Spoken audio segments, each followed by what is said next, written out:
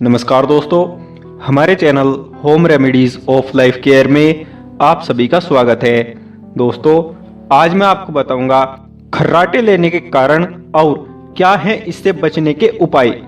दोस्तों, अगर अभी तक आपने हमारा चैनल सब्सक्राइब नहीं किया है तो प्लीज हमारे चैनल को सब्सक्राइब करें ताकि आपको हमारी हर आने वाली वीडियो की अपडेट मिलती रहे। तो दोस्तों, चलिए शुरू करते हैं। दोस्तों, शुरू से ही लोगों में एक भ्रामक धारणा है कि खर्राटे आने का मतलब गहरी नींद है, परंतु सच यह है कि खर्राटों के कारण व्यक्ति ठीक से अपनी नींद पूरी नहीं कर पाता।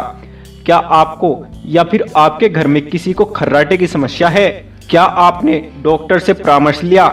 कई लोग खर्राटे को एक आम सी समस्या समझ लेते हैं, लेकिन यह स्लीपिंग डिसऑर्डर का एक हिस्सा है।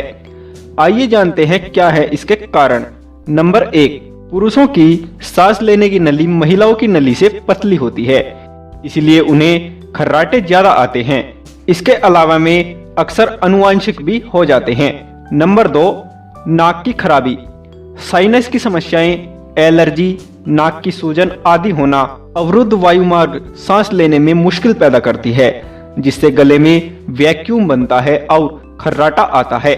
नंबर 3, मोटापा, अधिक वजन या आकार से बाहर होना, फैटी टिश्यू और खराब मांसपेशियां भी खर्राटे पैदा करने की समस्याएं हैं। नंबर 4, खूब शराब पीना, शराब, धूम्रपान और दवाओं के अधिक सेवन से भी खर्राटे ज्यादा आते हैं। नंबर 5, सोने का तरीका, सोते समय गले का पिछला हिस्सा थोड़ा संकरा हो जाता है। ऐसे में ऑक्सीजन जब संकरी जगह से अंदर जाती है तो आसपास के टिश्यू वाइब्रेट होते हैं। नंबर 6, सर्दी, अधिक दिन तक नाक बंद रहने पर डॉक्टर से जांच करवाएं।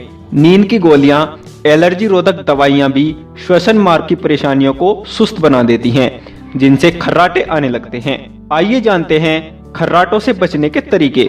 नंबर 1, वजन कम करें। वजन कम करने से आप गले के पीछे फैटी टिश्यू को कम कर सकते हैं, जिससे आप खर्राटे से मुक्ति पा सकते हैं।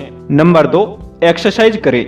शरीर के हर भाग जैसे हाथ, पैर और एब्स की एक्सरसाइज करने से सारी मांसपेशियां टोन हो जाती हैं। उसी तरह से गले की भी मांसपेशियों की एक्सरसाइज होती है, जिससे खर्राटे कम होते हैं। नंबर 3, नशीले पदार्थ, धूम्रपान छोड़ दें।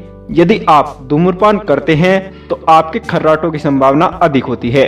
स्मोकिंग वायुमार्ग की झिल्ली में परेशानी पैदा करता है और इसे नाक और गले में हवा पास होना रुक जाती है। नंबर 4, सोने का समय, नियमित रूप से एक ही समय सोएं। सोते समय अपने शरीर को पूर्ण आराम दें तथा सोते समय ध्यान रखें कि किसी भी अंग पर जोर न पड़े। नंबर 5, कम भोजन, रात को सोने से पहले भोजन ज्यादा मात्रा में न करें, साथ ही अधिक देर तक जागने से भी बचें।